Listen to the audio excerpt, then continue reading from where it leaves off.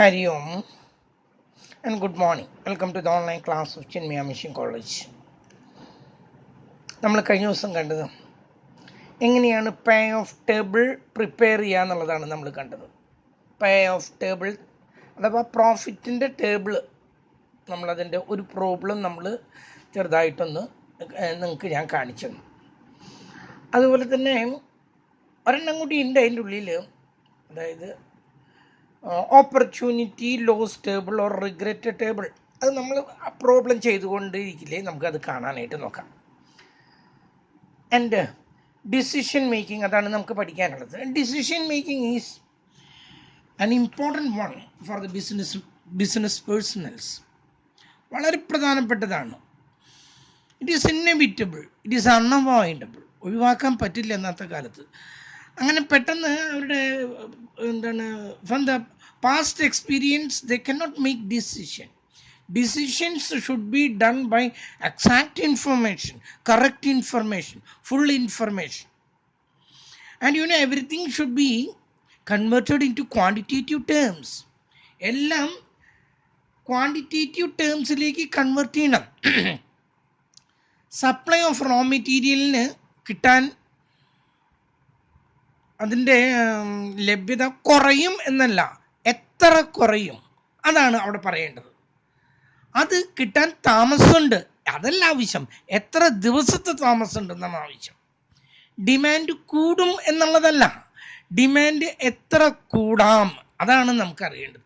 എല്ലാം ക്വാണ്ടിഫൈ ചെയ്തിട്ട് വേണം നമ്മൾ തീരുമാനങ്ങൾ എടുക്കാനായിട്ട്. അങ്ങനെ ഇൻഫർമേഷനുകളുടെ അടിസ്ഥാനത്തിൽ, that is scientific way, we are making a choice from large number of alternatives. കുറേ ആൾട്ടർനേറ്റീവ്സ് ഉണ്ട്. നിങ്ങളോട് ഞാൻ എക്സാമ്പിൾ പറഞ്ഞല്ലോ. പൂരത്തിന് ഏത് കച്ചവടം തുടങ്ങണം, നമ്മുടെ കോളേജിൽ ഏത് കോഴ്സിനാണ് കൂടുതൽ സ്ട്രെസ് ചെയ്യേണ്ടത്. ഇപ്പം നമ്മൾ BCom കണ്ടമാനം സ്ട്രെസ് ചെയ്യുന്നത്. അത് മതിയോ? അതോ നമ്മൾ BSW അതന്നെ, എനിക്കത് BMW എന്നാണ് വരുന്നത്. BSWന് വേണോ? അതുപോലെ തന്നെ മറ്റു കോഴ്സുകൾക്ക് വേണോ? MBA, അതായിരുന്നു ഒരു കാലത്ത് നമ്മൾ ഏറ്റവും കൂടുതൽ സ്ട്രെസ് കൊടുത്തിരുന്നത് MBAക്ക് ആയിരുന്നു, MBAക്ക് MCAക്കും. ഇപ്പം നമുക്കത് നടത്താൻ പറ്റാത്തൊരവസ്ഥ വന്നു. അപ്പോൾ അവിടെ നമ്മുടെ മുമ്പിൽ കുറേ ചോയ്സുകളുണ്ട്. അതിൽ നിന്ന് we have to select the best one which gives us the optimization. Optimization എന്ന് പറഞ്ഞാൽ മാക്സിമൈസേഷൻ എന്നുള്ള അർത്ഥത്തിലല്ല. ഒപ്റ്റിമൈസേഷൻ എന്ന് പറഞ്ഞാൽ റവന്യൂവിൻ്റെ കേസിലാണെങ്കിൽ, പ്രോഫിറ്റിൻ്റെ കേസിലാണെങ്കിൽ ദാറ്റ് ഈസ് മാക്സിമൈസേഷൻ. കോസ്റ്റ് ഏത് ഇതെടുത്താലാണ് കോസ്റ്റ് ഏറ്റവും കുറയുക, അപ്പോൾ അവിടെ മിനിമൈസേഷനാണ് വേണ്ടത്. അപ്പോൾ optimization means either maximization or minimization. In the case of the profit that is maximization, whereas in the case of the loss that should be minimization. In the case of the cost, നമ്മൾക്ക് ഈ product ഏറ്റവും കുറഞ്ഞ കോസ്റ്റിൽ എങ്ങനെ ഉൽപ്പാദിപ്പിക്കാം. നിങ്ങൾക്കൊക്കെ അറിയാലോ, ഒരു മൊബൈലിന് എൻ്റെ ഓർമ്മയിൽ 35,000 രൂപയാണ് ഒരു തുടക്കത്തിലൊരു മൊബൈൽ. ഒന്നിനും പറ്റില്ല, വെറുതെ ഫോൺ ചെയ്യാം, ഇങ്ങോട്ട് വിളിച്ചാൽ കേൾക്കാം, അങ്ങോട്ട് അയക്കാം. അങ്ങനത്തെ ഒരു മൊബൈലിന് 35,000 രൂപയായിരുന്ന മൊബൈലിന് അത് കുറഞ്ഞ് ഇപ്പം എത്ര 1000 രൂപയ്ക്കാൾ താഴെ ഒരു മൊബൈൽ കിട്ടാണ്. അതും വിത്ത് all kinds of configurations and specifications. അതിൽ നിന്ന് ഫോൺ ചെയ്യാം, ഇങ്ങോട്ട് വന്നാൽ എടുക്കാം, മാത്രമല്ല പാട്ട് കേൾക്കാം, സിനിമ കാണാം, ഫോട്ടോ എടുക്കാം, വീഡിയോ എടുക്കാം, ഇൻ്റർനെറ്റ് എടുക്കാം, എന്തെല്ലാം സൗകര്യങ്ങളാണ്. ഇൻ്റർനെറ്റിൻ്റെ തന്നെ വേഗത 4G കഴിഞ്ഞു 5G ആയി. ഫോണിൻ്റെ വില ഇങ്ങനെ കുറഞ്ഞുകൊണ്ടിരിക്കുകയും ചെയ്യുന്നു. അതെങ്ങനെ സംഭവിച്ചത്? അവിടെ റിസർച്ച് ആൻഡ് അനലൈസിസ് വിങ്ങിൽ അവർ ശ്രദ്ധിച്ചിരുന്നത് ഇതിൻ്റെ കോസ്റ്റ് എങ്ങനെ റെഡ്യൂസ് ചെയ്യാം. ഇതിൻ്റെ കോസ്റ്റ് റെഡ്യൂസ് ചെയ്താലേ ഇത് വില കുറച്ച് വിൽക്കാൻ പറ്റൂ, വില കുറച്ച് വിറ്റാലേ ഇത് കൂടുതലായിട്ട് വിറ്റഴിക്കാൻ പറ്റുള്ളൂ. അപ്പോഴാണ് കൂടുതൽ പ്രോഫിറ്റ് കിട്ടുന്നത്. ഏതെങ്കിലുമൊക്കെ ഒരു രാജ്യക്കാർ ഏതെങ്കിലുമൊക്കെ ഉൽപ്പാദിപ്പിച്ചു കഴിഞ്ഞാൽ ചൈനക്കാർ അത് അങ്ങനെ തന്നെ ആവർത്തിക്കും. അങ്ങനെ തന്നെ എങ്ങനെ ആവർത്തിച്ചിട്ട് അതിൻ്റെ പകുതി വിലയ്ക്ക് അത് ഉൽപ്പാദിപ്പിക്കാനായിട്ട് എങ്ങനെ പറ്റും, അതാണ് അവർ ശ്രദ്ധിച്ചത്. ജപ്പാൻകാർ മെയിനായിട്ട് അതിലാണ്. ആ സാധനത്തിനെ അവരായിട്ടൊന്നും ഉൽപ്പാദിപ്പിക്കുന്നില്ലെങ്കിലും ആ തന്നിരിക്കുന്ന പ്രോഡക്റ്റിനെ, ചൈനയുടെ പോലെയല്ല, ചീപ്പല്ല, ആ സാധനത്തിന് നല്ല രീതിയിൽ തന്നെ വില കുറച്ചിട്ട് എങ്ങനെ ഉൽപ്പാദിപ്പിക്കും, അവിടെയാണ് മിനിമൈസേഷൻ ഓഫ് ദ കോസ്റ്റ് വരുന്നത്. എന്തോ ആവട്ടെ, അപ്പം ഡിസിഷൻ മേക്കിംഗ് വളരെ ഇമ്പോർട്ടൻ്റ് ആയിട്ടുള്ള an inevitable part of the business world. ഊഹാപോഹങ്ങൾക്കൊന്നും ഇവിടെ യാതൊരു അടിസ്ഥാനവും ഇല്ല, കേട്ടല്ലോ. അങ്ങനെ ഡിസിഷൻ എടുക്കുമ്പോൾ there are three situations in which we have to take the decision. One is decision making under certainty, and the next one is decision making under the uncertainty. Certainty ഉണ്ട്, uncertainty ഉണ്ട്. Certainty means we are having all information in our hand. Then we can make a decision very easily. നമ്മുടെ കയ്യിൽ എല്ലാ ഇൻഫർമേഷനും ഉണ്ട്, നമുക്ക് decision പെട്ടെന്ന് എടുക്കാം. ഒരു ഉദാഹരണമായിട്ട് ട്രാൻസ്പോർട്ടേഷൻ, ഒരു അസൈൻമെന്റ് അടുത്ത വർഷം നിങ്ങൾ പഠിക്കും. അപ്പം അതിൻ്റെ കേസിൽ ട്രാൻസ്പോർട്ടേഷൻ നമുക്കറിയാം, കൊച്ചിയിൽ നിന്നും ആ പ്രോഡക്റ്റ് പോകുന്നു, നേരെ അത് എവിടെ പോകുന്നു, ചെന്നൈയിൽ പോകുന്നു, ചെന്നൈയിൽ നിന്ന് അത് ബോംബെയിലേക്ക് പോകുന്നു. കൊച്ചിയിൽ നിന്നും ചെന്നൈയിലേക്കുള്ള ദൂരം, ചെന്നൈയിൽ നിന്നും മറ്റിടത്തേക്കുള്ള ദൂരം, കൊച്ചിയിൽ നിന്നും ചെന്നൈയിലേക്ക് എത്താനുള്ള കോസ്റ്റ്, ചെന്നൈയിൽ നിന്നും ബോംബെക്ക് എത്താനുള്ള കോസ്റ്റ്, കറക്റ്റായിട്ട് നമ്മുടെ കയ്യിൽ ഇൻഫർമേഷൻ ഉണ്ട്. എത്ര മണിക്ക് ഇത് പോകുന്നു, എത്ര മണിക്ക് എത്തും, എല്ലാ ഇൻഫർമേഷനും നമ്മുടെ കയ്യിലുണ്ട്. അപ്പോൾ ഈ ട്രാൻസ്പോർട്ടേഷനിലും അസൈൻമെന്റിലൊക്കെ since we are having the correct information we can make correct decision also. അവിടേക്ക് ഡിസിഷൻ കറക്റ്റാണ്, ഒരു തെറ്റും അവിടെ വരുന്നില്ല. പിന്നെ നമ്മൾ ശ്രദ്ധിക്കുന്നത് ഈ പ്രോഡക്റ്റ്, ഒരു ഉദാഹരണമായിട്ട് നിങ്ങൾ ഓൺലൈനിൽ ഒരു സാധനം വാങ്ങിക്കാൻ ശ്രമിച്ചു, ഹരിയാനയിലാണ് ആ കമ്പനി കിടക്കുന്നത്, കേട്ടല്ലോ. ഹരിയാനയിൽ നിന്ന് അവിടെ വരെ എത്ര ദിവസം എടുക്കും? അപ്പോൾ ആ കമ്പനി ആലോചിക്കുന്നത് അത് വേണ്ട, നമുക്ക് ഈ രാജ്യത്തിൻ്റെ പല ഭാഗങ്ങളിലും സ്റ്റോക്ക് ഉണ്ടാക്കുക, സ്റ്റോർ റൂംസ് ഉണ്ടാക്കുക, സ്റ്റോർ റൂംസ് അല്ല വയർ ഹൗസുകൾ ഉണ്ടാക്കുക, അഥവാ സ്റ്റോക്ക് ചെയ്യാനുള്ള സ്ഥലം ഉണ്ടാക്കാം. ഒരെണ്ണം കൊച്ചിയിൽ, ഒരെണ്ണം ചെന്നൈയിൽ, ഒരെണ്ണം ബോംബെയിൽ, ഒരെണ്ണം ഡൽഹിയിൽ, ഒരെണ്ണം ഹൈദരാബാദിൽ, ഇവിടെ ഒരെണ്ണം തൃശ്ശൂർ. അങ്ങനെയാണ് അവരുടെ ഇത്. സാധനം അവരുടെ ഇവിടെ ഉണ്ട്. നമ്മൾ അങ്ങോട്ട് ഓർഡർ ചെയ്യുമ്പോൾ 2 ദിവസത്തിനുള്ളിൽ തൃശ്ശൂരിൽ നിന്ന് ആ സാധനം നമ്മുടെ കയ്യിലേക്ക് എത്തി. അതെന്തുകൊണ്ടാണ്? അവർ നോക്കുകയാണ്, കണ്ടമാനം ഡിമാൻഡ് തൃശ്ശൂരിൽ നിന്ന് വരുന്നുണ്ട് ഈ പ്രോഡക്റ്റിന്. ഇതിന് ഏറ്റവും നല്ലത് നമ്മൾ അവിടെ ഒരു ഷോപ്പ് തുടങ്ങണ്ട, ഒരു റൂം കിട്ടണം, ഇത് സ്റ്റോക്ക് ചെയ്യാനുള്ള ഒരു സൗകര്യം കിട്ടിയാൽ മതി. അവരവിടെ നിന്ന് നമ്മൾ അങ്ങോട്ട് ഹരിയാനയിലേക്ക് പൈസ അയക്കുമ്പോൾ അവരവിടെ നിന്ന് ഇങ്ങോട്ട് ഓർഡർ ചെയ്തു, ഇന്ന നമ്പറിലേക്ക് ഇന്ന സ്ഥലത്തേക്ക് ആ സാധനം എത്തിക്കാം. ഇതൊക്കെ ഡിസിഷൻ എടുക്കാൻ പറ്റുന്നത് since we are having perfect information. But that is not always possible. നാളെ മഴ പെയ്യൂലെന്ന് നമുക്കൊന്നും ഉറപ്പൊന്നുമില്ല. So we are living in the world of uncertainty. ഈ അൺസർട്ടിനിറ്റിക്കും സർട്ടിനിറ്റിക്കും ഇടയ്ക്ക് ഒരു സാധ്യതയുണ്ട്. That is known as a risk. Risk means we are having partial information. നാളെ മഴ പെയ്യുമോ എന്ന് ചോദിച്ചാൽ കാലാവസ്ഥാ നിരീക്ഷകർ എന്തൊക്കെയോ ഡാറ്റകളുടെ അടിസ്ഥാനം നാളെ മഴ പെയ്യാനുള്ള സാധ്യത 0.35 ആണ്. നമ്മുടെ കയ്യിൽ പകുതി ഇൻഫർമേഷൻ ഉണ്ട്. അപ്പം 0.35% പ്രോബബിലിറ്റിയാണ്, പ്രോബബിലിറ്റി ഉണ്ട് നാളെ മഴയ്ക്കുള്ള സാധ്യത. അങ്ങനെ വരുമ്പോൾ we are having partial information, not fully. നമുക്ക് we are having bit of information, ഫുള്ളായിട്ടില്ല കേട്ടോ, കുറച്ച് ഇൻഫർമേഷൻ ഉണ്ട്. അതിൻ്റെ അടിസ്ഥാനത്തിൽ on the basis of the partial information, if you are making the decision, that is known as the decision under risk. അവിടെ risk ആണ് ഉള്ളത്, കേട്ടല്ലോ. അങ്ങനെ തന്നെ സംഭവിച്ചു കൊള്ളണമെന്നില്ല, എന്നാലും ഇത്ര സാധ്യതയുണ്ട്. 0.45 നാളെ മഴ പെയ്യാനുള്ള സാധ്യതയുണ്ട് എന്ന് പറഞ്ഞാൽ, ഇപ്പം ഞാൻ ആലോചിച്ച് ടീ സ്റ്റോൾ വേണോ അതോ ഐസ്ക്രീം വേണോ? അവസാനം ഞാൻ രണ്ടും കൽപ്പിച്ചിട്ട് എന്ത് ചെയ്തു, ടീ സ്റ്റോൾ അങ്ങോട്ട് തുടങ്ങി. നാളെ മഴ പെയ്യാനുള്ള സാധ്യതയുണ്ടല്ലോ, അതുകൊണ്ട് ടീ സ്റ്റോൾ അങ്ങ് തുടങ്ങി. അതാണ് പാർഷ്യൽ ഇൻഫർമേഷൻ, അത് പെർഫെക്റ്റ് അല്ല. നമ്മളിവിടെ ആദ്യം കാണാൻ പോകുന്നത് ആ റിസ്കിൻ്റെ അടിസ്ഥാനത്തിൽ we are having partial information, a part of the information is with us. കുറച്ച് ഇൻഫർമേഷൻ നമ്മുടെ കയ്യിലുണ്ട്, അതിൻ്റെ അടിസ്ഥാനത്തിൽ അവിടെയാണ് probability, the risk under probability. കേട്ടല്ലോ, റിസ്ക് ആൻഡ് പ്രോബബിലിറ്റി ഇത് രണ്ടും കൂടി ഒരുമിച്ച് കിടക്കുള്ളൂ.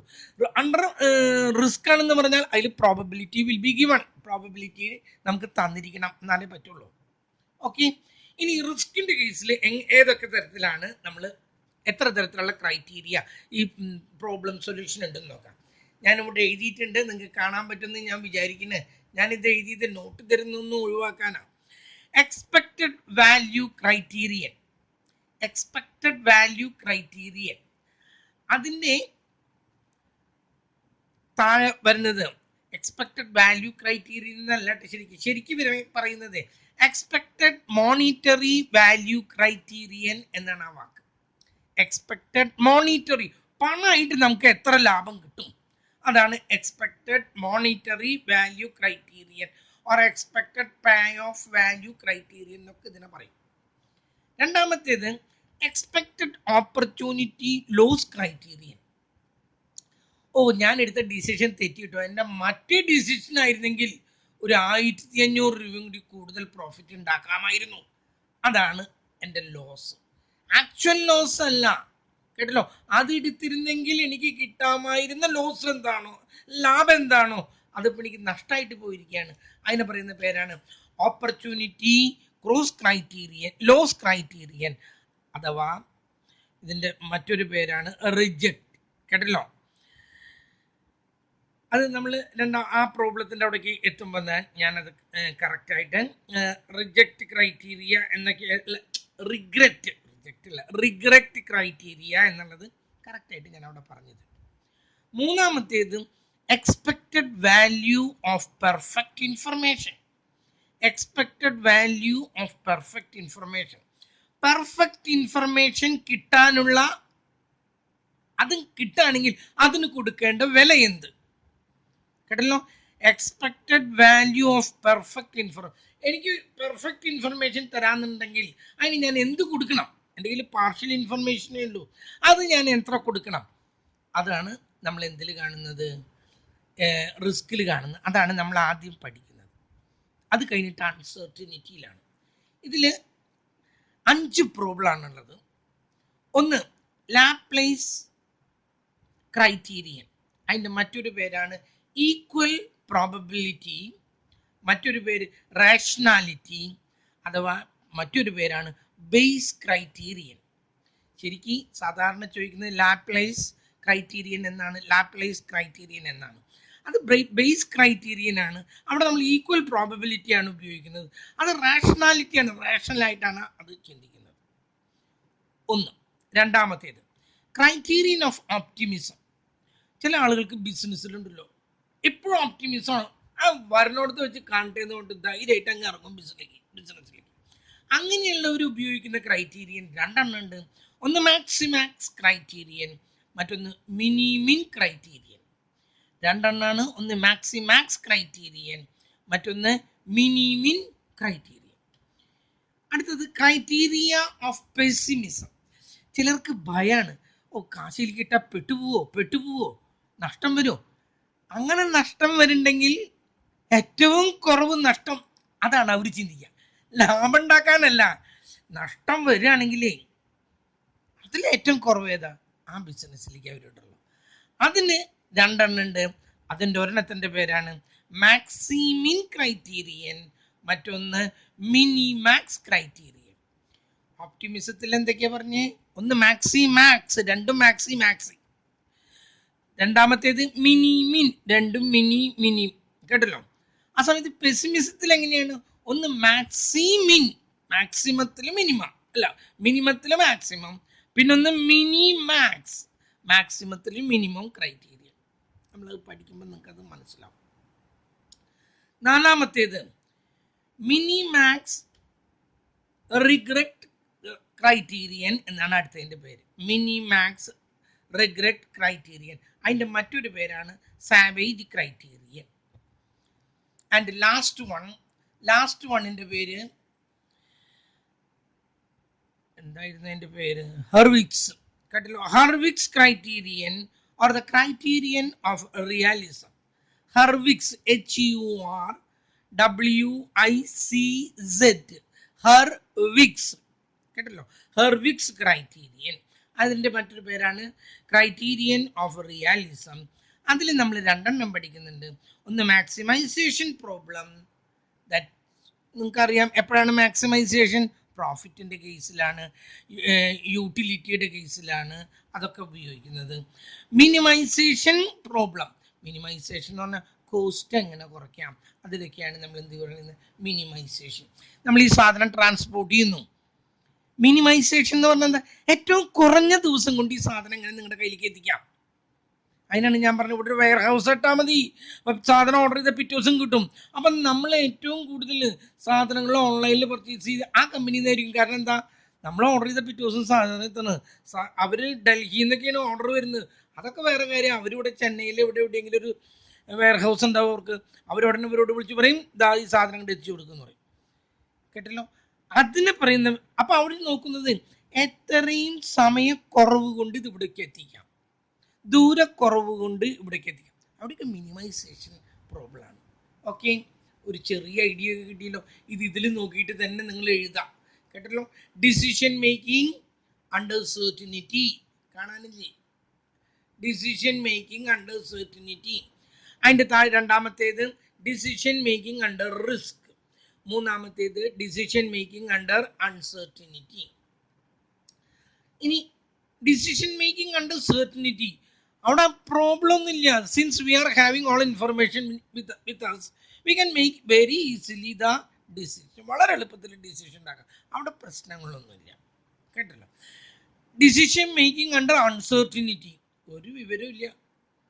കേട്ടല്ലോ, നമ്മൾ ഒരു വല്ലാത്തൊരു അവസ്ഥയിലാണ്, ഒരു വിവരമില്ലാത്തടത്ത് നിന്നിട്ടാണ് നമ്മൾ പ്രോബ്ലം ചെയ്യുന്നത്. അങ്ങനെ വരുമ്പോൾ ചില ക്രൈറ്റീരിയകൾ തന്നിട്ടുണ്ട്, അത് നമ്മൾ കണ്ടുകൂടെ. ഞാൻ minimax, maximin, maximax, minimin, Hurwicz criterion, minimax regret criterion എന്നൊക്കെ പറഞ്ഞ് ലാപ്ലേസ് ക്രൈറ്റീരിയ, ആ മെത്തേഡുകൾ വെച്ചിട്ടാണ് എന്തിൽ അൺസെർട്ടിനിറ്റിയിൽ കാണും. റിസ്കിൽ അങ്ങനെയല്ല, we are having some information with us and by using that information we are making decision. Okay, ഇനി നമ്മൾ ആദ്യം കാണുന്നത് ഡിസിഷൻ മേക്കിംഗ് അണ്ടർ റിസ്ക്. അതൊരു പ്രോബ്ലത്തിലൂടെയാണ് ഞാൻ കാണാൻ പോകുന്നത്.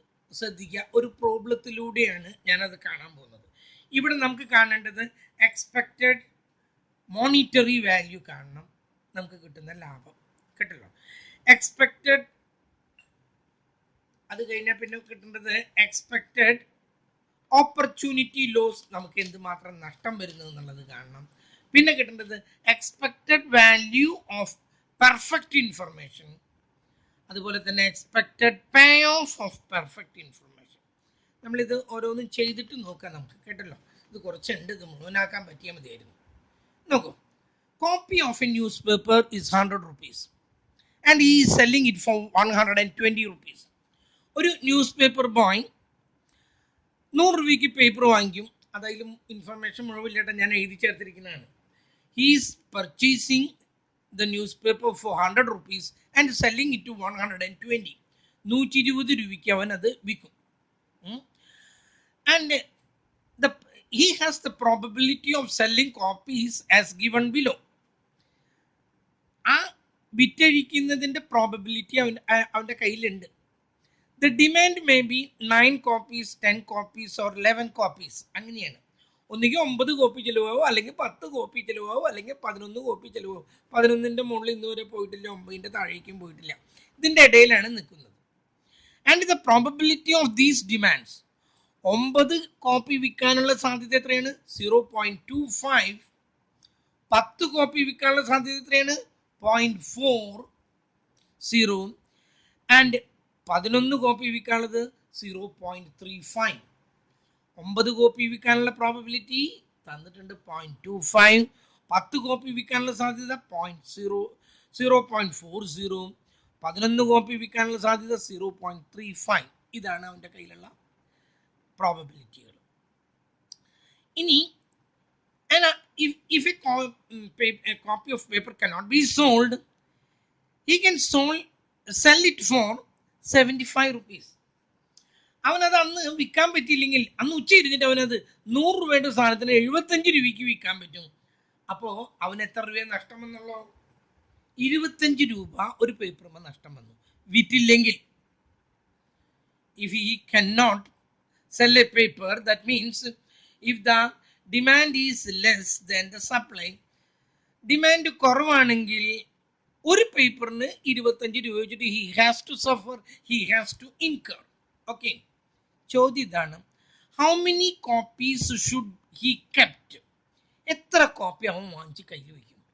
കയ്യിൽ പെടരുത്, കറക്റ്റ് ഡിസിഷൻ ആയിരിക്കണം, കേട്ടല്ലോ. നമ്മളപ്പോൾ ഇതിൽ നിന്ന് ആദ്യം പേ ഓഫ് ടേബിൾ ഉണ്ടാക്കുക എന്നുള്ളതാണ് ആദ്യം. അപ്പം ആക്ഷൻ എപ്പോഴും ഇങ്ങനെ കാണിക്കുക, ഈ സൈഡിൽ കാണിക്കുക. ആക്ഷൻ എന്ന് പറഞ്ഞാൽ ആക്ഷൻ, ആക്ട്, സ്ട്രാറ്റജി, അതാണ് നമ്മൾ എടുക്കുന്ന ഡിസിഷൻ എടുക്കാനുള്ള നമ്മുടെ കയ്യിലുള്ളത്. They are controlled by our self, they are under our control. നമ്മളുടെ കൺട്രോളിലാണ്, അവിടെയാണ് നമുക്ക് തീരുമാനങ്ങൾ എടുക്കാൻ പറ്റുള്ളൂ. അവിടെ പർച്ചേസ്, ദാറ്റ് ഈസ് ആക്ഷൻ. എത്ര എണ്ണം? 9 കോപ്പി, അല്ലെങ്കിൽ 10 കോപ്പി, അല്ലെങ്കിൽ 11 കോപ്പി. 3 സാധ്യതകളേ ഉള്ളൂ. ഇത് ഒരു action, action 1, action 2 and action 3. Okay, ഇവിടെ ഈ സൈഡിൽ നമ്മൾ കാണിക്കുന്നത് ഡിമാൻഡ്, അതിനെ പറയുന്ന പേരാണ് ഈവന്റ്, സ്റ്റേറ്റ് ഓഫ് നേച്ചർ എന്നൊക്കെ നമ്മൾ പറയും. They are not in our control, we cannot control it. അത് നമ്മുടെ കൺട്രോളിലല്ല. മഴ പെയ്യോ ഇല്ല എന്നുള്ളത് നമ്മുടെ കൺട്രോളിലല്ല. മോഡറേറ്റ് ഡേ ആയിരിക്കും, നമ്മുടെ കൺട്രോളിലല്ല. ഹോട്ട് ഡേ ആയിരിക്കുന്നു, നമ്മുടെ കൺട്രോളിലല്ല. ആളുകൾ ഇത്ര പേപ്പർ വാങ്ങിക്കും, നമ്മുടെ കൺട്രോളിലല്ല. അതൊക്കെ അവരുടെ ഇഷ്ടങ്ങളാണ്. They are known as the event. അപ്പൊ ഈവന്റ് ലെഫ്റ്റ് ഹാൻഡ് സൈഡിൽ കാണിച്ചു 9, 10, 11. ഇവിടെ കാണിച്ചു 9, 10, 11. ഞാൻ ഇതിന്റെ ഇടയിൽ ആ പ്രോബബിലിറ്റി തന്നിട്ടുണ്ടല്ലോ. അതായത് 9 പേപ്പർ വിൽക്കാനുള്ളത് 0.25, 10 പേപ്പർ വിൽക്കാനുള്ളത് 0.40, 11 പേപ്പർ വിൽക്കാനുള്ളത് 0.35. ഓക്കെ, ഇനി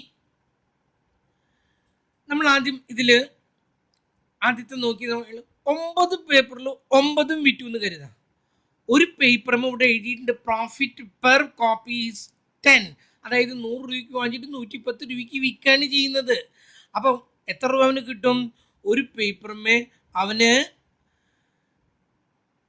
10 രൂപ വെച്ച് 9 പേപ്പർ വാങ്ങിച്ചു, 9 എണ്ണവും വിറ്റു. എത്ര രൂപ കിട്ടി? 90 രൂപ കിട്ടി. ഇവിടെ കാണിക്കുന്നത് പേ ഓഫ് ആണ്, മറക്കല്ലേ. 9 പേപ്പർ വാങ്ങിച്ചു, 9 എണ്ണവും വിറ്റു, ഒരെണ്ണത്തിന് 10 രൂപ വെച്ചിട്ട് 90 രൂപ കിട്ടി. 9 പേപ്പറാണ് അവൻ വാങ്ങിച്ചത്, പക്ഷെ 10 പേപ്പറിന്റെ ഡിമാൻഡ് ഉണ്ടായിരുന്നു. പക്ഷെ അവന്റെ കയ്യിൽ വിൽക്കാൻ 9 എണ്ണേ ഉള്ളൂ. 9 എണ്ണവും വിറ്റപ്പോൾ അവന് 90 രൂപ തന്നെ കിട്ടി. 9 എണ്ണമാണ് അവൻ വാങ്ങിച്ചത് വിൽക്കാനായിട്ട്, പക്ഷെ 11 എണ്ണത്തിന് ഡിമാൻഡ് ഉണ്ടായി. കാര്യമില്ല, അവന്റെ കയ്യിൽ 9 എണ്ണേ ഉള്ളൂ, 90 എണ്ണേ കിട്ടുള്ളൂ.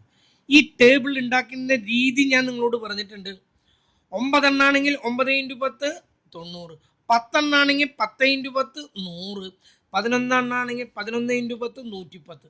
അത് ഡയഗണലായിട്ട് അങ്ങോട്ട് എഴുതാം. 90, 100, 110. ഓർമ്മയുണ്ടല്ലോ ഞാൻ ഇന്നലെ പറഞ്ഞത്?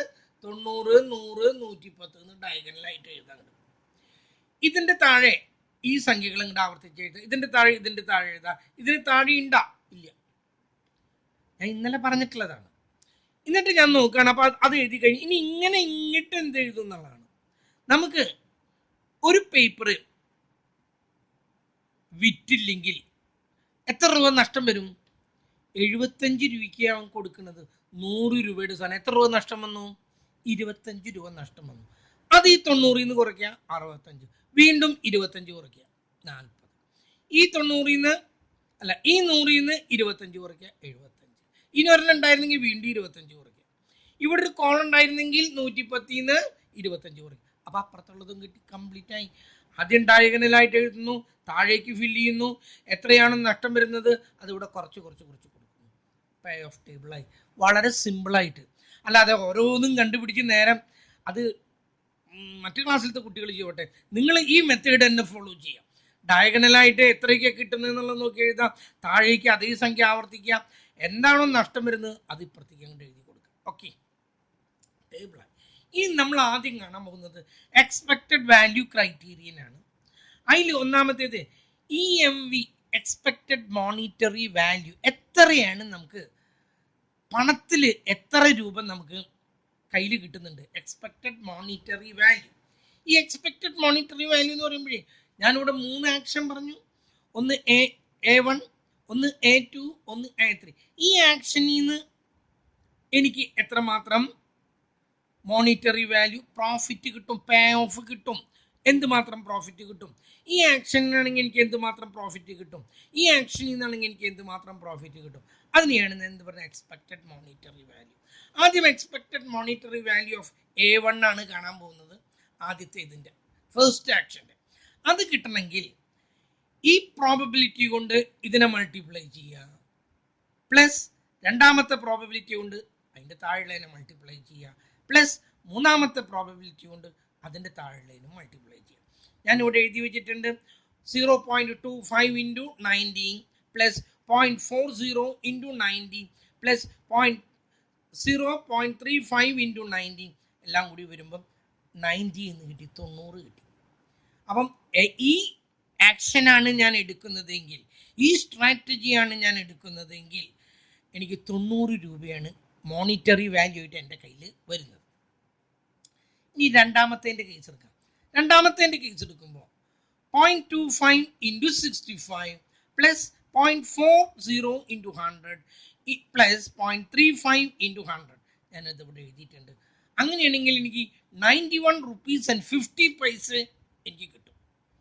മൂന്നാമത്തേതാണെങ്കിൽ 0.25 into 40 plus 0.40 into 75 plus 0.35 into 110 78 രൂപ 50 പൈസ കിട്ടും.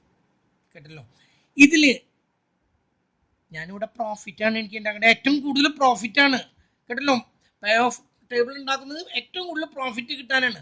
അതുപോലെ എക്സ്പെക്റ്റഡ് മോണിറ്ററി വാല്യൂ എന്ന് പറഞ്ഞാൽ ഏറ്റവും കൂടുതൽ ഏത് ആക്ഷനിൽ നിന്നാണ് കിട്ടുന്നത്, ഫസ്റ്റ് ആക്ഷനാണ്. നോ, സെക്കൻഡ് ആക്ഷൻ A2വിൽ നിന്നാണ് ഏറ്റവും കൂടുതൽ പ്രോഫിറ്റ് കിട്ടുന്നത്.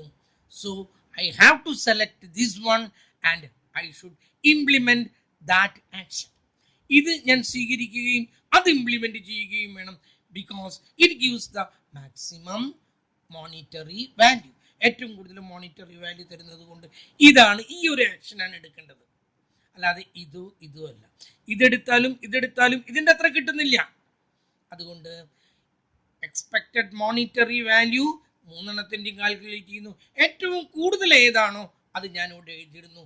ഹി വിൽ സെലക്ട് ഏതെടുക്കയിൽ സെക്കൻഡ് വൺ. എത്ര പേപ്പർ അയാൾ വാങ്ങിക്കും, how many copies should he get എന്ന് ചോദിച്ചിട്ടുണ്ട്. എത്ര പേപ്പർ വാങ്ങിക്കും, 10 paper he will select. A2 action 2 ആണ് ഇട്ടത്.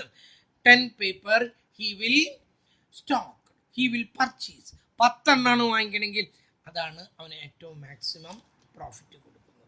ഓക്കെ, അടുത്തത് ചില കേസിൽ പ്രോഫിറ്റ് ആ തന്നിരിക്കുന്നത് കോസ്റ്റ് ആണെന്ന് കരുതി, കിട്ടിയിരിക്കുന്നത് കോസ്റ്റ് ആണെന്ന് കരുതാം. ഞാനിവിടെ എഴുതി വെച്ചിട്ടുണ്ട്. ഇതാണ് ആ ടേബിൾ തന്നെയാണ് ഇത്. കണ്ടല്ലോ, 90 100 110 90 താഴേക്ക് 100 ഇങ്ങോട്ട് 100 65 40 തന്നിട്ടുണ്ട്. ഇത് കോസ്റ്റിന്റെ കാര്യമാണെന്ന് കേൾക്കുക. കോസ്റ്റിന്റെ കാര്യമാണെങ്കിൽ നമുക്ക് മിനിമം ആണ് കണ്ടത്. അവിടുത്തെ പോലെ എക്സ്പെക്റ്റഡ് മോണിറ്ററി വാല്യൂ മാക്സിമം അല്ല നോക്കേണ്ടത്. അങ്ങനെ വരുന്ന കേസുകളിൽ if we are interested about to know the minimum cost, in such cases we have to find the not the payoff table but the regret table, or the other name is opportunity loss table. അങ്ങനെ വരുമ്പോൾ നമ്മൾ കണ്ടത് opportunity loss table ആണ്, അല്ലാതെ പേ of table അല്ല. ഇതിൻ്റെ മറ്റൊരു പേരാണ് റിഗ്രറ്റ് ടേബിൾ. ഓക്കെ, ഇത് കിട്ടാൻ വേണ്ടിയിട്ട് നേരത്തെ നമ്മളിവിടെ കണ്ടുപിടിച്ചൊക്കെ എഴുതിയിട്ടുണ്ട് കേട്ടോ. ഇതെങ്ങനെ കാണാന്ന് വെച്ചിട്ടുണ്ടെങ്കിൽ ആദ്യം തന്നെ ഇത് പേ ഓഫ് ടേബിൾ ആണ്. പേ ഓഫ് ടേബിൾ അല്ല നമുക്കറിയുന്നത്, നമുക്ക് റിഗ്രറ്റ് ടേബിൾ ആദ്യം ഉണ്ടാക്കണം. റിഗ്രറ്റ് ടേബിൾ ആദ്യം ഉണ്ടാക്കാൻ വേണ്ടിയിട്ട് നമ്മൾ നോക്കുകയാണ്. ഇതിൻ്റെ കേസിൽ ഏറ്റവും മാക്സിമം വാല്യൂ എത്രയാണ്, 90 ആണ്. ഇതിൻ്റെ കേസിൽ ഏറ്റവും മാക്സിമം വാല്യൂ എത്രയാണ്, 100 ആണ്. ഇതിൻ്റെ കേസിൽ ഏറ്റവും മാക്സിമം വാല്യൂ എത്രയാണ്, 110 ആണ്. ഞാൻ ഇതിൽ നിന്ന് ഓരോന്നിൽ നിന്നും കുറയ്ക്കണം. കേട്ടല്ലോ, എനിക്ക് മിനിമം കിട്ടാൻ വേണ്ടിയിട്ട് ഇതിൻ്റെ മാക്സിമം കണ്ടുപിടിച്ചിട്ട് ഓരോന്നിൽ നിന്നും കുറയ്ക്കുന്നു. 90 പോയപ്പോൾ 0, 90 65 പോയപ്പോൾ 25, 90 40 പോയപ്പോൾ 50, 100 90 പോയപ്പോൾ 10, 100 100 പോയപ്പോൾ 0, 100 75 പോയപ്പോൾ 25, 110 90 പോയപ്പോൾ 20, 110 100 പോയപ്പോൾ 10, 110 110 പോയപ്പോൾ 0. ഇതാണ് ഈ എഴുതിയിട്ടിരിക്കുന്നത്. കണ്ടല്ലോ, ആ റിഗ്രറ്റ് ടേബിൾ തന്നെയാണ്. 90 90 പോയപ്പോൾ 0, 90 65 പോയപ്പോൾ 25, 90 40 പോയപ്പോൾ 50. ഇതാണ് ഇപ്പം നമുക്ക് കിട്ടിയ ടേബിൾ. ഇത് നമ്മുടെ പ്രോബബിലിറ്റി, ഇത് 9, 10, 11. ഇതാണ് നമ്മുടെ ആക്ഷൻ, ഇതാണ് നമ്മുടെ സ്ട്രാറ്റജി, ഇതാണ് നമ്മുടെ event or the state of nature, and we are not having any control over these things.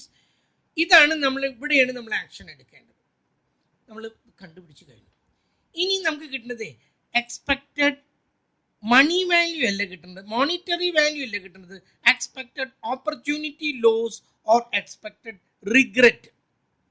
Expected opportunity loss or regret അത് കിട്ടാൻ വേണ്ടിയിട്ട് ഇതിൻ്റെ ഓരോന്നിൻ്റെയും പ്രോബിലിറ്റി കൊണ്ട് ഇതിന് ഇതുകൊണ്ട് മൾട്ടിപ്ലൈ ചെയ്യുന്നു, പ്ലസ് ഇതിന് ഇതുകൊണ്ട് മൾട്ടിപ്ലൈ ചെയ്യുന്നു, പ്ലസ് ഇതിനെ ഇതുകൊണ്ട് മൾട്ടിപ്ലൈ ചെയ്യുന്നു. ഓക്കെ, അപ്പോൾ ഈ ആദ്യത്തെ ഇതിൻ്റെ expected opportunity loss of A1 is equal to 0.25 into 0 plus 0.40 into 10 plus 0.35 into 20. എല്ലാം കാൽക്കുലേറ്റ് ചെയ്ത് വന്നപ്പോൾ 11 രൂപ എനിക്ക് കിട്ടേണ്ടതായിരുന്നു, പോയി. ഞാൻ ഈ ആക്ഷൻ എടുത്തുകൊണ്ടേ 11 രൂപ എനിക്ക് കിട്ടേണ്ട കാശ് പോയതാണ്. രണ്ടാമത്തെ ഇതിലത്തെ ഓപ്പർച്യൂണിറ്റി കോസ്റ്റ് എടുക്കാം. രണ്ടാമത്തെ 0.25 into 25 plus 0.40 into 0, 0.435 into 10. ഇങ്ങനെ വന്നപ്പോഴുണ്ടല്ലോ 9 രൂപ 75 പൈസ എനിക്ക് കിട്ടേണ്ടതായിരുന്നു, അത് പോയി. മൂന്നാമത്തെ എടുത്തു. മൂന്നാമത്തെ എടുക്കാനായിട്ട് 0.25 into 50 plus 0.40 into 25, 0.35 into 0. 22 രൂപ 50 പൈസയാണ് ഇതിൽ. കേട്ടല്ലോ, നമ്മൾ കഴിഞ്ഞതിൻ്റെ കേസിൽ മാക്സിമം എടുത്തത്, ഇത് കോസ്റ്റാണ്, ഇതിൻ്റെ മിനിമമാണ് എടുക്കേണ്ടത്. ഇതിൽ ഏറ്റവും കുറവ് എനിക്ക് നഷ്ടം വരുന്നത് ഏതാണ്? 9 രൂപ 75 പൈസ. ഇതാണ് ഞാൻ എടുക്കുക. ഇത്രയും എനിക്ക് നഷ്ടം വരുന്നുള്ളൂ. നഷ്ടം വന്നാൽ തന്നെ എനിക്ക് വരുന്ന നഷ്ടം 9 രൂപ 75 പൈസ. ഈ മെത്തേഡ് ഇത് ഉപയോഗിച്ചിരുന്നെങ്കിൽ 11 രൂപ വന്നേനെ, ഇത് ഉപയോഗിച്ചിരുന്നെങ്കിൽ 22 രൂപ 50 പൈസ പോയേനെ. ഇതായതുകൊണ്ട് 9.75 10 കോപ്പി ഞാൻ സ്റ്റോക്ക് ചെയ്യും. കാരണം വന്നാൽ നഷ്ടം 9.75. കേട്ടല്ലോ, പേ ഓഫിൽ നമ്മൾ കണ്ടു, ഇത് തന്നെ കിട്ടിയാൽ ലാഭം അവിടെ എത്രയെന്ന് നമ്മൾ നേരത്തെ കണ്ടു. അതും കഴിഞ്ഞു. അടുത്തത് ഇതാണ്. ഇതിൽ ഏറ്റവും ഇമ്പോർട്ടൻ്റ് ആയിട്ടുള്ള ഭാഗം ഇതാണ്. Expected value of perfect information. അവന് പെർഫെക്റ്റ് ഇൻഫർമേഷൻ കിട്ടാൻ എത്ര കാശ് കൊടുക്കണം? ഞാൻ ഇത് വായിച്ചു കഴിഞ്ഞിട്ട് ഞാൻ പറഞ്ഞുതരാം. If the boy knew that the demand would be exactly 9 copies, അവൻ അറിയാണ് 9 കോപ്പിയാണ് കറക്റ്റ് ആയിട്ട് പോകുന്നത്. പെർഫെക്റ്റ് ഇൻഫർമേഷൻ അബൌട്ട് ഈവന്റ്, നാളെ എത്ര പേപ്പർ പോകുന്നുള്ളത് അവന് കറക്റ്റ് ആയിട്ട് അറിയുന്നുണ്ടെങ്കിൽ അപ്പം എന്താണ്? then he would have stocked exactly 9 copy. Correct അവൻ 9 കോപ്പി വാങ്ങിച്ചു വയ്ക്കും. 9 കോപ്പി വാങ്ങിച്ചു വെച്ചിട്ടുണ്ടെങ്കിൽ അതെല്ലാം വിറ്റഴിയും. 90 രൂപ അവന് ലാഭം കിട്ടും. അവന് ഓപ്പർച്യൂണിറ്റി ലോസും ഇല്ല, കാരണം 9 എണ്ണുള്ളൂ എന്നുള്ളത് ഉറപ്പാണ്. 10 എണ്ണാണെങ്കിലോ എങ്കിൽ അവന് എത്ര കിട്ടാം? 10 എണ്ണാണെന്ന് കറക്റ്റ് ആയിട്ടാണ് അറിയാം. നാളെ 10 എണ്ണാണെങ്കിൽ 100 രൂപ അവന് കിട്ടും. 11 എണ്ണാണെങ്കിലോ 110 രൂപ കിട്ടും. കേട്ടല്ലോ, അപ്പോൾ അങ്ങനെയാണെങ്കിൽ കറക്റ്റ് ഇൻഫർമേഷൻ അവൻ്റെ കയ്യിലുണ്ട് എന്ന് കരുതാം. If somebody is telling him I will give you the correct information. ഏതെങ്കിലും ഏജൻസി പറയാണ്, നാളെ നിനക്ക് പേപ്പർ ഇത്ര എണ്ണം ചിലവാകും എന്നുള്ളത് കറക്റ്റ് ഞാൻ പറയാം എന്ന് പറഞ്ഞപ്പോൾ ഞാൻ എന്ത് ചെയ്തു? ഞാനാണ് പേപ്പർ ബോയ് എന്ന് കണക്കാക്കുക. ഞാൻ expected payoff perfect information. Perfect information ഉപയോഗിച്ചാൽ എനിക്ക് കിട്ടുന്ന പേ ഓഫ്, ദാറ്റ് മീൻസ് പ്രോഫിറ്റ് എത്രയാണെന്ന് ഞാൻ ആദ്യം കാണണം. ഞാൻ അപ്പോൾ എന്ത് ചെയ്തു? ആ പെർഫെക്റ്റ് ഇൻഫർമേഷൻ ഉപയോഗിച്ചിട്ട് കാണുമ്പോൾ ഞാൻ ശ്രദ്ധിക്കേണ്ടത്, ഇതിൽ 90 രൂപയാണ് എനിക്ക് കിട്ടുന്നത്, അതിൻ്റെ പ്രോബബിലിറ്റി കൊണ്ട് മൾട്ടിപ്ലൈ ചെയ്യുന്നു, പ്ലസ് ഇതിലെനിക്ക് 100 രൂപയാണ് 10 എണ്ണം ചിലവായി 100 രൂപയാണ് കിട്ടുന്നത്, ഇൻറ്റു അതിൻ്റെ പ്രോബബിലിറ്റി പ്ലസ് 11 പറയുന്നത് എങ്കിൽ 110 × 0.35. അതായത് ഈ 3 സാധ്യതകളുടെ ആവറേജ് കാണുന്നു. മൂന്ന് സാധ്യതകളുടെയും ആവറേജ് കാണുന്നു. കാരണം ആ തന്ന ആൾ എനിക്ക് കറക്റ്റ് ഇൻഫർമേഷൻ തന്നിട്ടുണ്ട്. അതിൻ്റെ അടിസ്ഥാനത്തിൽ ഞാൻ ആവറേജ് കണ്ടപ്പോൾ എനിക്ക് കിട്ടിയത് 101. 90 ഇത് 90 അതിൻ്റെ പ്രോബബിലിറ്റി കൊണ്ട്, അതുപോലെ തന്നെ ഇതിൽ 10 പേപ്പർ വിറ്റാൽ 100 അതിന് അതിൻ്റെ പ്രോബിലിറ്റി കൊണ്ട് 11 പേപ്പർ വിറ്റാൽ 110 രൂപയാണ്. കാരണം 9 10 11 എന്നുള്ളത് എളുപ്പം നാളെ കറക്റ്റായിട്ട് പറഞ്ഞു തരാമെന്ന് പറഞ്ഞിട്ടുള്ള എനിക്ക് കേട്ടല്ലോ. അപ്പം ഞാൻ ഇത് മൂന്നിൻ്റെയും ആവറേജ് കണ്ടു, അതിൻ്റെ ഒക്കെ പ്രോബബിലിറ്റി കൊണ്ട് മൾട്ടിപ്ലൈ ചെയ്തു. 101 രൂപയാണ് എനിക്ക് കിട്ടാൻ പോണ പ്രോഫിറ്റ്. കേട്ടല്ലോ. ഞാൻ ഇതിൽ നിന്ന് ഇതൊന്നും ഇല്ലാത്തൊരു കേസ് ഉണ്ട്. അപ്പം അതെന്താ, എക്സ്പെക്റ്റഡ് മോണിറ്ററി വാല്യൂ എന്നുകൊണ്ട് ഞാൻ ഒരെണ്ണം കണ്ടുവച്ച് വെച്ചിട്ടുണ്ട് ഇല്ലേ. നമ്മളിപ്പോൾ തന്നെ കണ്ടില്ലേ എക്സ്പെക്റ്റഡ് മോണിറ്ററി വാല്യൂ എന്ന് പറഞ്ഞിട്ട്. ഇതിനെ ഓരോന്നിനെയും ഇതിനെ മൾട്ടിപ്ലൈ ചെയ്തു, ഇതുകൊണ്ട് മൾട്ടിപ്ലൈ ചെയ്തു, ഇതുകൊണ്ട് മൾട്ടിപ്ലൈ ചെയ്ത് എല്ലാം കൂട്ടി അങ്ങനെ ഓരോന്നിൻ്റെയും ഞാൻ കണ്ടുവച്ചിട്ട് അതിൽ ഏറ്റവും വലുത് ഏതാണെന്ന് വെച്ചിട്ട് ഞാൻ എടുത്തു വെച്ചിട്ടുണ്ട്. അതിൽ എനിക്ക് ഏറ്റവും കൂടുതൽ കിട്ടുന്ന എത്രയെന്ന് പറഞ്ഞാൽ 91 രൂപ 25 പൈസ. സെക്കൻഡ് ആക്ഷൻ ഞാൻ എടുക്കുകയാണെങ്കിൽ, if I select this choice I can have 91.25 rupees. നമ്മളിപ്പോൾ തന്നെ കണ്ടതാണത്. ഇപ്പം കിട്ടി EPPI ഉണ്ടല്ലോ. കാരണം കറക്റ്റ് ഇൻഫർമേഷൻ കിട്ടിയപ്പോൾ ഉണ്ടായിരുന്ന 101 നിന്നും ഞാൻ എക്സ്പെക്ട് ചെയ്തതായി 91.25 കുറച്ചപ്പോൾ എനിക്ക് എത്ര കിട്ടി? 9 രൂപ 75 പൈസ കിട്ടി. അതിനെയാണ് ഞാൻ എന്ത് പറയുന്നത്, expected value of perfect information. ഇയാൾ ഈ പെർഫെക്റ്റ് ഇൻഫർമേഷൻ എനിക്ക് തരാമെന്ന് പറയുകയാണെങ്കിൽ അയാൾക്ക് ഞാൻ 9 രൂപ 75 പൈസ വെച്ച് കൊടുക്കാം. അല്ല, ഇയാൾ പറയാണ് ഐ വിൽ സാറിന് ഞാൻ ഇൻഫർമേഷൻ തരാം, will you pay me 15 rupees എന്ന് പറഞ്ഞു. 15 രൂപ ഞാൻ കൊടുക്കണം എന്ന് പറഞ്ഞപ്പോൾ ഞാൻ നോക്കി, ഞാൻ കാൽക്കുലേറ്റ് ചെയ്തു. ഓരോന്നിൻ്റെ പ്രോബിലിറ്റി എടുത്തപ്പോൾ മാക്സിമം കിട്ടുന്നത് 101 രൂപയാണ്. അതിൽ നിന്ന് ഞാൻ എക്സ്പെക്ട് ചെയ്യുന്ന എക്സ്പെക്റ്റഡ് മോണിറ്ററി വാല്യൂ ആയ 91.25 കുറച്ചപ്പോൾ എനിക്ക് അധികമായിട്ട് കിട്ടുന്നത് 9 രൂപ 75 പൈസന്. ഈ 9 രൂപ 75 പൈസ കിട്ടാൻ ഞാൻ അയാൾക്ക് 15 രൂപ കൊടുക്കോ? I won't give you. ഞാൻ കൊടുക്കും. On the other hand if he is telling will you pay me 5 rupees, I will give you the full information. I am ready. I will say yes I am ready, it's okay. ഞാൻ പറയും ശരി, ഞാൻ തരാൻ തനിക്ക്. 5 രൂപയ്ക്ക് ഞാനത് വാങ്ങിച്ചു. 5 രൂപയിലുള്ള 6 രൂപ പറഞ്ഞാലും 7 രൂപ പറഞ്ഞാലും 8 രൂപ പറഞ്ഞാലും 9 രൂപ പറഞ്ഞാലും 9 രൂപ 75 പൈസ വരെ പറഞ്ഞാലും ധൈര്യമായിട്ട് എനിക്കത് വാങ്ങിക്കാം. അതിൻ്റെ അപ്പുറത്ത് അയാൾ പറഞ്ഞാൽ ഇല്ല. അപ്പോൾ ഇതെന്ത് വാല്യൂ ആണെന്ന് പറഞ്ഞ് കറക്റ്റ് ഇൻഫർമേഷൻ കിട്ടാനായിട്ട് ഞാൻ കൊടുക്കേണ്ട തുക. Expected value of perfect information. Perfect ഇൻഫർമേഷൻ്റെ വിലയാണ് ഈ കാണിച്ചിരിക്കുന്നത്. അത് കിട്ടുന്നത് എങ്ങനെയാണ്? Expected payoff perfect information. Perfect information കിട്ടിയാൽ അതിൽ നിന്നും കിട്ടുന്ന ലാഭം എത്രയാണെന്ന് ഞാൻ നോക്കി. ഓരോന്നിനെയും 9 ആണെങ്കിൽ 90 രൂപ കിട്ടും, അതിൻ്റെ പ്രോബിലിറ്റി കൊണ്ട് മൾട്ടിപ്ലൈ ചെയ്തു. 10 ആണെങ്കിൽ 100 രൂപ കിട്ടും, അതിൻ്റെ പ്രോബിലിറ്റി കൊണ്ട് മൾട്ടിപ്ലൈ ചെയ്തു. പ്ലസ് 11 ആണെങ്കിൽ 10 രൂപ വെച്ചിട്ട് 110 രൂപ കിട്ടും, അതിൻ്റെ പ്രോബിലിറ്റി കൊണ്ട് മൾട്ടിപ്ലൈ ചെയ്തു. എല്ലാം കൂട്ടിയപ്പോൾ 101 രൂപയാണ് കിട്ടിയത്. ഇതാണ് എനിക്ക് മാക്സിമം കിട്ടാൻ പോകുന്നത്. അതിൽ നിന്നും ഞാൻ 91.25 കുറച്ചപ്പോൾ 9 രൂപ 75 പൈസ വരെയാണെങ്കിൽ ഞാനത് കൊടുക്കാൻ തയ്യാറാണ്. അപ്പോൾ അതവിടെ ഞാൻ എഴുതിയിരിക്കുന്നു. If someone is offering the correct information, then the newspaper boy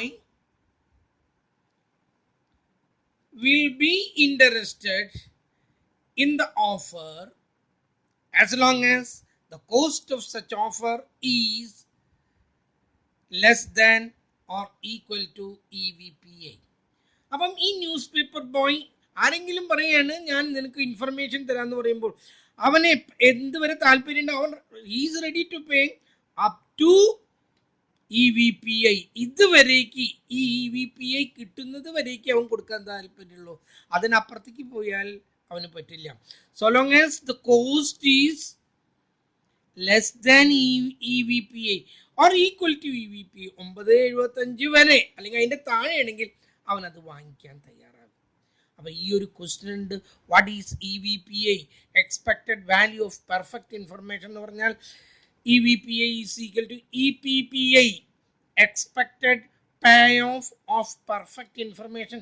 perfect information കിട്ടിയാൽ കിട്ടുന്ന ലാഭം, അതിൽ നിന്നും EMV, എക്സ്പെക്റ്റഡ് മോണിറ്ററി വാല്യൂ നമ്മൾ നേരത്തെ കണ്ടുവച്ചത്, അത് കുറച്ചാൽ കിട്ടുന്ന തുക അവൻ ആർക്കെങ്കിലും കൊടുക്കാൻ തയ്യാറാണ് പെർഫെക്റ്റ് ഇൻഫർമേഷന് വേണ്ടിയിട്ട്. വാല്യൂ, അതിനെയാണ് അതിൻ്റെ വാല്യൂ ഓഫ് പെർഫെക്റ്റ് ഇൻഫർമേഷൻ എന്ന് പറയുന്നത്. That's all for today. ഇതൊക്കെ ഒന്ന് എഴുതിയെടുക്കുക കേട്ടോ, അല്ലാതെ കാര്യം നടക്കില്ല.